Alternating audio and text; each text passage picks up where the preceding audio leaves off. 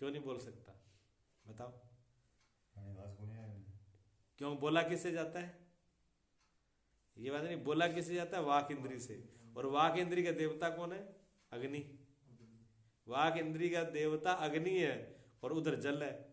अग्नि और जल का विरोध है, मुंह खोलो बोलते। बोला नहीं जा सकता वहां पर। वहां पर बोला नहीं जाएगा, विरोध हो गया ना उनका। हाँ, तो वो आवाज नहीं दे सकता, लेकिन जब बाहर आएगा तब बताएगा।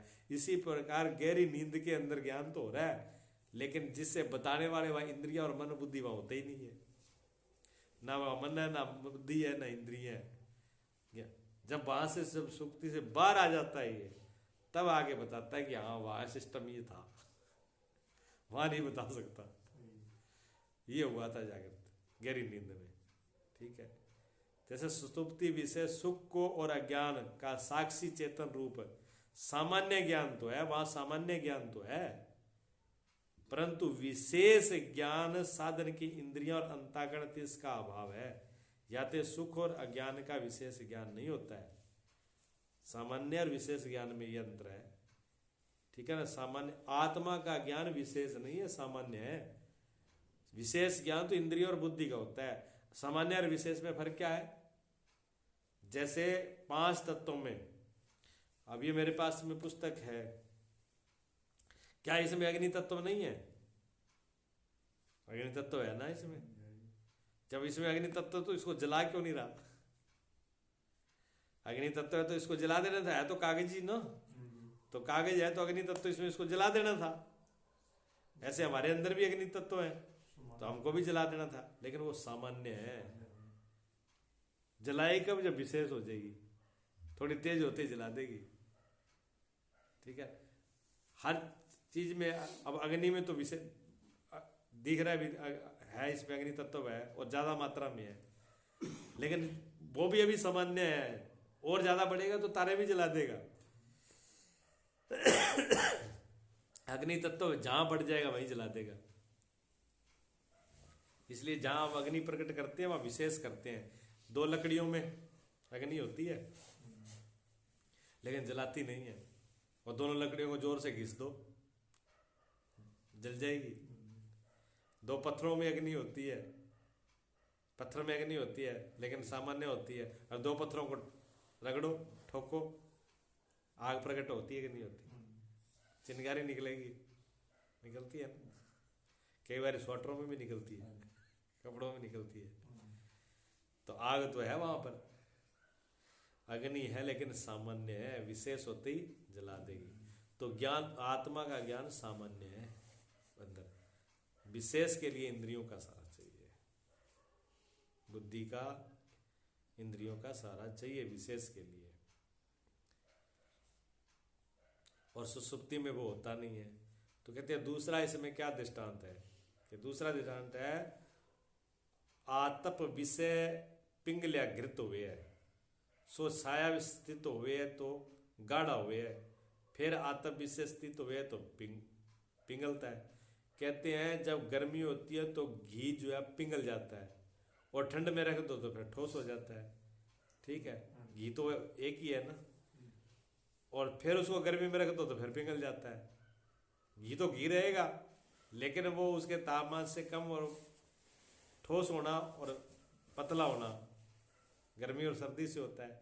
तैसे ही सुसुप्ति विषय कारण शरीर रूप अज्ञान है। जब सुसुप्ति गहरी होती है तो उसका शरीर जो है वो अज्ञान है।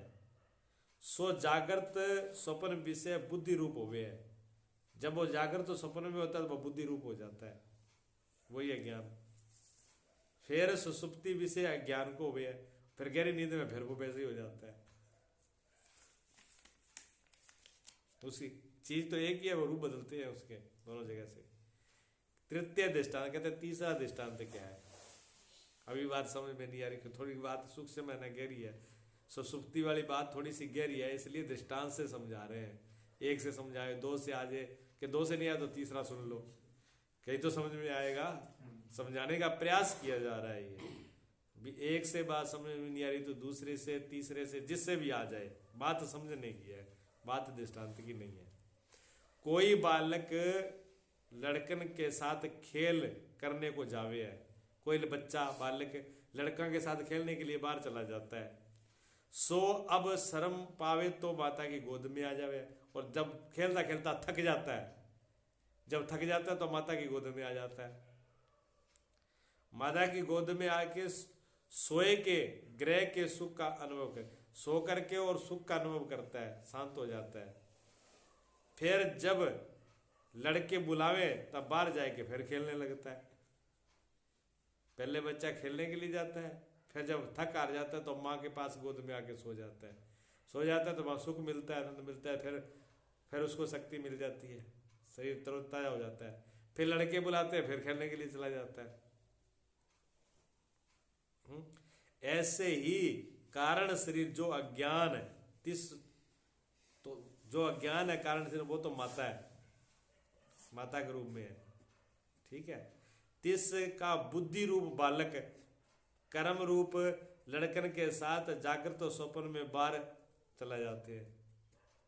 जो बुद्धि है वो लड़का है, और जो कर्म है अनेक प्रकार के इंद्रियों के साथ जाकर स्वप्न में बाहर घूमने लगता है, और वहां से थक जाता है, तब विक्षेप्त रूप को श्रम विक्षेप्त रूप होकर के हार थक के बुद्धि फिर क्या है सुसुप्ति में माँ की गोद में आ जाता है। कारण सुसुप्ति बालक बुद्धि रूप अज्ञान रूप माता में लीन होके और ब्रह्मानंद का अनुभव करता है, आनंद का अनुभव करता है। फिर जब कर्म रूप लड़के, फिर उसके जो कर्म है अच्छे बुरे जो कर्म है, वो कर्मों को साधन करने के लिए तो आना ही पड़ेगा, खुलेगी फिर। तो कर्म रूप लड़के उनको बुलाते हैं, तब जाकर स्वप्न में बाहर होकर के फिर खेलने लग देता है, बुद्धि फिर काम शुरू कर देती है जैसे जिसका कर्म है, ठीक है।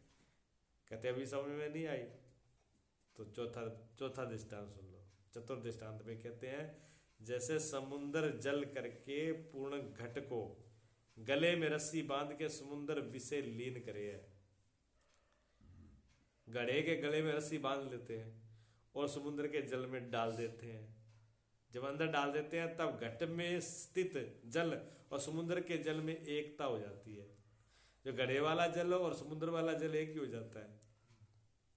कुएं में डाल दिया घड़ा या बाल्टी कुछ भी रस्सी बांध करके, और जब वो अंदर चला जाता है तो उसके जल में और उसके जल में तो फर्क रहता नहीं, जल तो एक ही हो जाता है, एक हो गया। तो भी घट रूप उपाधि करे भिन्न न्याय, फिर भी उसमें जो घड़ा का उपाधि बनी हुई है, जो आकार बना हुआ है, वो उसको भिन्न बनाए हुए है, अलग रखे हुए है। फिर जब रस्सी को खींच के तब भेद को पाता है, अब अंदर जाके तो जल एक हो गया, पर वो रस्सी बंधी हुई है ना, उसको जब खींच के बाहर निकालेगा तो फिर अलग हो जाएगा ना। हाँ, परंतु जल सहित घट और समुद्र का आधार जो आकाश है सो भिन्न होता नहीं है, परंतु जो समुद्र का जल और घट का जल, आकाश तो एक ही है ना, आकाश से भिन्न तो नहीं हो सकता, किंतु तीन काल में भी एक रस रहता है। आकाश तीनों काल में एक ही रस रहता है, चाहे वो अंदर रहे जल के, चाहे वो बाहर रहे, किसी अवस्था में रहे, वो एक जैसा ही रहता है, उसमें फर्क नहीं आता है। तैसे अज्ञान रूप समुद्र, अज्ञान जो है वो तो समुद्र का जल है, और पूर्व जो लिंग दे रूप घट है, लिंग दे मैंने सूक्ष्म शरीर, मन बुद्धि आदि इंद्रियां, सूक्ष्म शरीर है, ये घड़ा है, सो अदृष्ट रूप रस्सी है। ये सूक्ष्म शरीर कौन सी रस्सी से बंधा हुआ है? अदृष्ट। अदृष्ट का मतलब होता है अच्छे और बुरे कर्म, अच्छे और बुरे कर्म की तो रस्सी है, आदमी को लेके जाती है जो खींच के। अच्छे कर्म किए हुए हैं तो स्वर्ग में ले जाएगी रस्सी पकड़ करके, अच्छी जगह ले जाएगी, और बुरे कर्म किए हुए हैं तो वो रस्सी बंधी हुई है, जाएगा कहाँ बच के बच्चू, कहे आ जाए यहाँ पे, वो कर्म उसको वहीं ले जाके खड़ा करेंगे, जा कहाँ रहा है। लोग कहते हैं जी आजादी ऐसी नहीं है, ये रस्सी बहुत गहरी बंधी हुई है, ये कर्म की रस्सी है। दो प्रकार की, हाँ, और कर्म दो प्रकार के हैं, एक अच्छा है एक बुरा है। जैसी रस्सी, इसे एक बात और समझ लो, अच्छा और बुरा कर्म दोनों ही रस्सियां हैं, दोनों ही बांधने वाली हैं, एक सुख में बांधती है एक दुख में बांधती है, लेकिन बांधने वाली दोनों ही है। अब आप कहोगे फिर अच्छा कर्म करना नहीं चाहिए, नहीं, अच्छा कर्म करना चाहिए पर कामना नहीं करनी चाहिए। जब अच्छा कर्म के साथ कोई कामना नहीं होगी तो फिर बंधेगी नहीं, फिर क्या होगा, फिर कल्याण होगा, फिर परमात्मा की प्राप्ति होगी, फिर वो बंधेगा नहीं किसी में, ना अच्छाई में बंधेगा ना बुराई में बंधेगा। नहीं तो ये दोनों ही बांधने वाली है। किसी किसी जो आदमी अच्छा कर्म करता है उसको अहंकार नहीं होता क्या? बुरा कर्म करने वाले का व्यक्ति का अहंकार तो टूट जाएगा।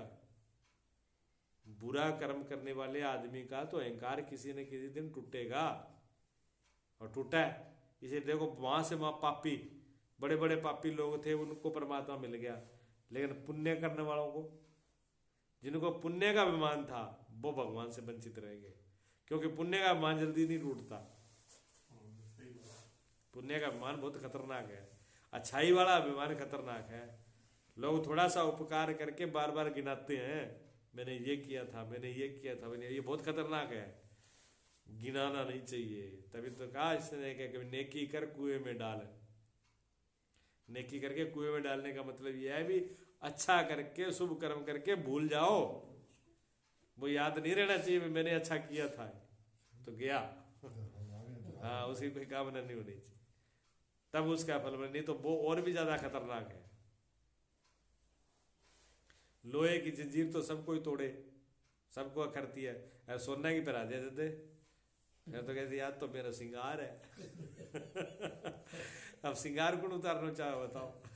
श्रृंगार कोई उतारना चाहता ही नहीं है, कितना ही वजन हो जाए, वजन लगता ही नहीं सोने में।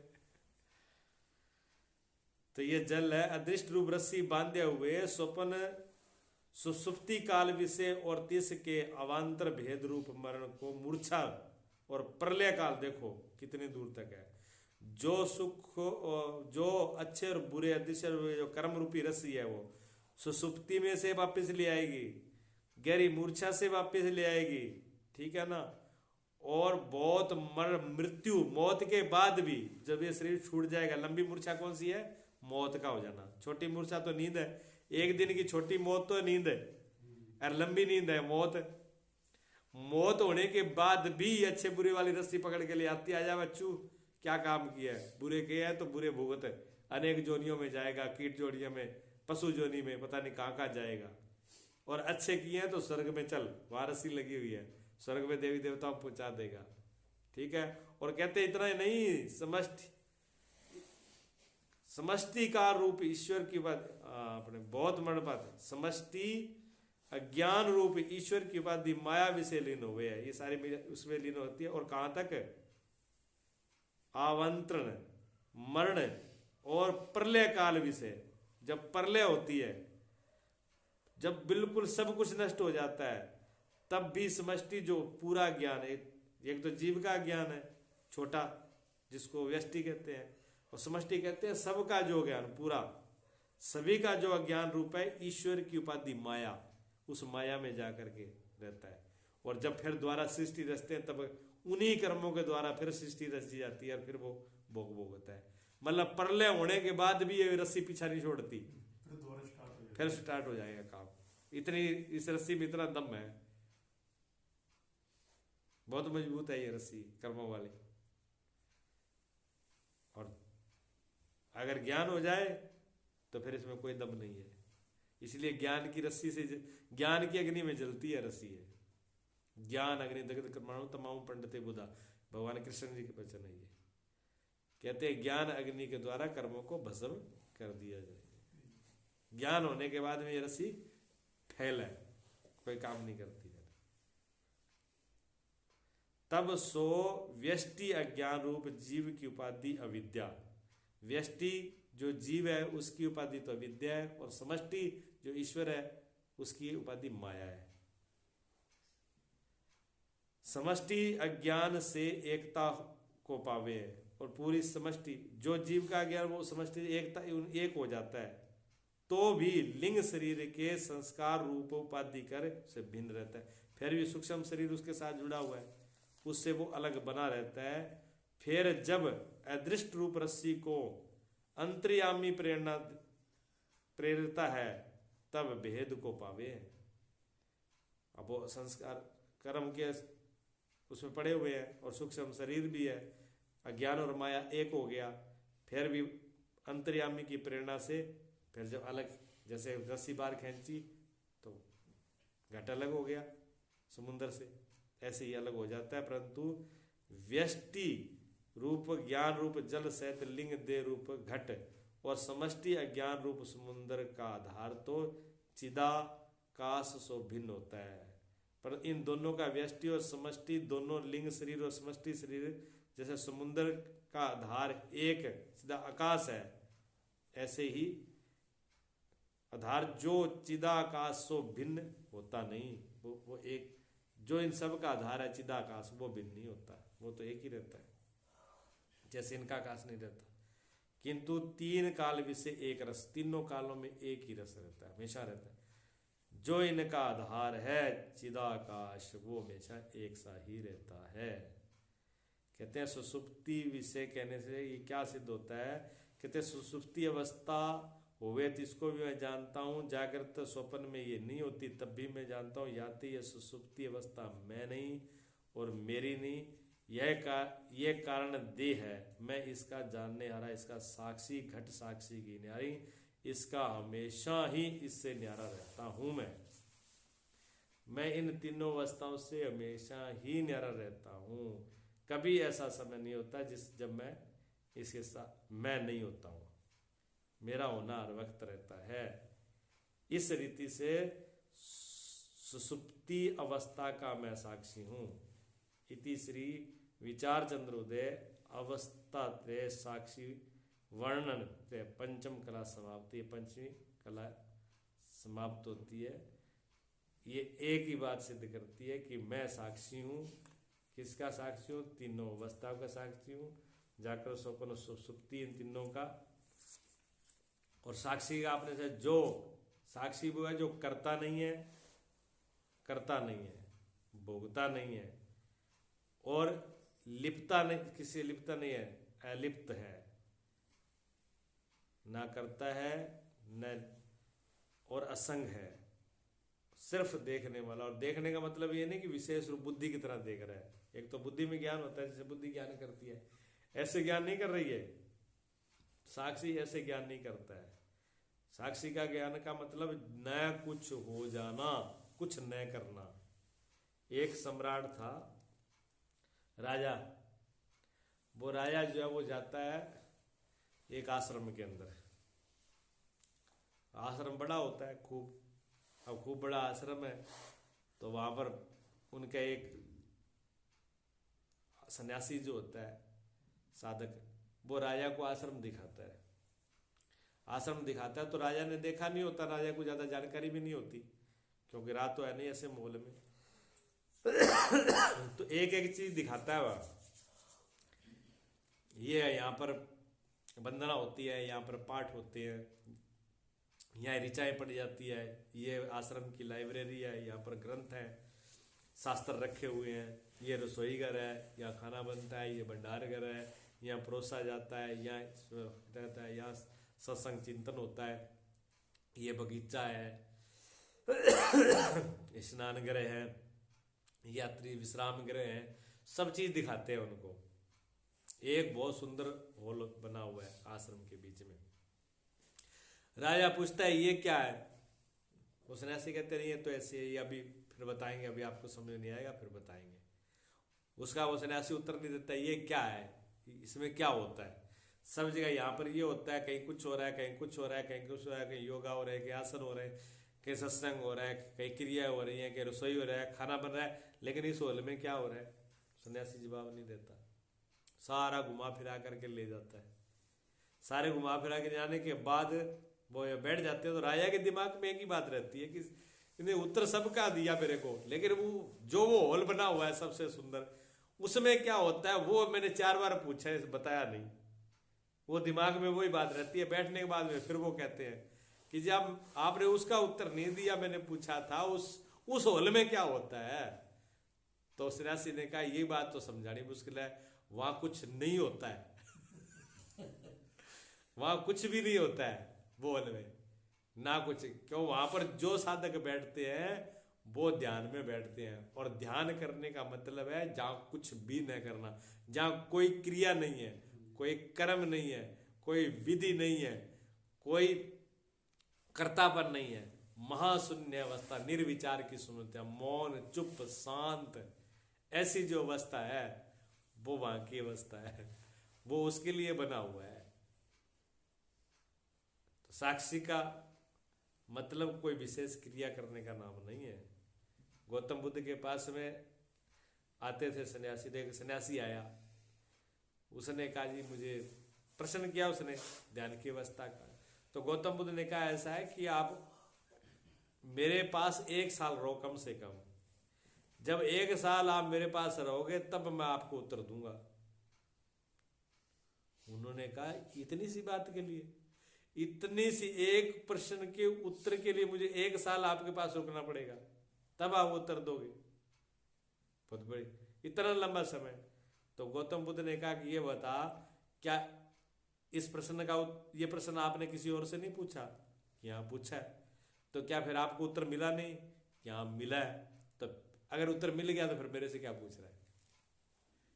अगर उत्तर मिल गया तो फिर मेरे से क्या पूछ रहे हो? और पूछ रहे हो तभी उत्तर मिला नहीं। जो जल्दी में उत्तर मिलता है ना, वो ऐसे ही उत्तर मिलेगा जिसका कोई मतलब नहीं होगा।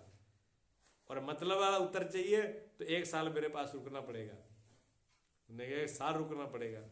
तो उनके पास में उन्हीं का शिष्य आनंद खड़े हुए थे, वो जोर से हंसे। उसने कहा सुनो, इनके चक्कर में मत पड़ना, मैं 20 साल से इनके साथ में हूं, 20 साल से इनके पास में हूं, और आज तक पता नहीं तुम्हारे जैसे कितने पूछने वाले आए। किसी को 1 साल का टाइम दे देते हैं, किसी को 3 साल का टाइम दे देते हैं, किसी को 5 साल का टाइम दे देते हैं, और वो बंदा द्वारा पूछने आता ही नहीं है। और मैं भी इस चक्कर में बैठा हूं कि उत्तर कब देंगे। तो गौतम बुद्ध ने कहा देखो, जब अल्लाह पूछने वाला आ ही नहीं तो मैं क्या उत्तर दूंगा? मेरी आपसे शर्त है, आप 1 साल रुको, 1 साल बाद आप पूछना, और फिर मैं उत्तर नहीं दूं तो बताना। वो 1 साल रुक गया भाई। जब 101 साल के लिए वहीं रुक गया तो 1 साल बाद में वो तो बोला ही नहीं। अब गौतम बुद्ध बोले साल बाद, उसने कहा, गौतम बुद्ध ने कहा 1 साल पूरा हो चुका, अब बोलो तुम अपना प्रश्न, अब हम उत्तर देंगे। तो जो पूछने आया वो हंस पड़ा। उन्होंने कहा क्या प्रश्न रहा ही नहीं। अब प्रश्न ही नहीं रहा तो पूछूं क्या? ये कहानी ऐसी है या जहां कोई प्रश्न न रहे, सारे प्रश्न विदा हो जाए, बिल्कुल शांत और मौन अवस्था हो जाए, सिर्फ आपका ही रहना हो जाए, उसको क्या कहते हैं?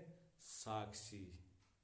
अच्छा, उस साक्षी को प्रकट करने के लिए, तैयार करने के लिए क्या करना पड़े? उसके लिए 2-3 बातें ध्यान में रखें। अगर कोई इसका अभ्यास करे करने के लिए भी ये हमारे अंदर बनी रहे हमेशा, उसके लिए 2-3 बातों का ध्यान में रखना होता है। पहला तो ध्यान में, सबसे पहली बात ध्यान में रखनी है कि कर्ता नहीं बने, कोई करने का नहीं सोचे।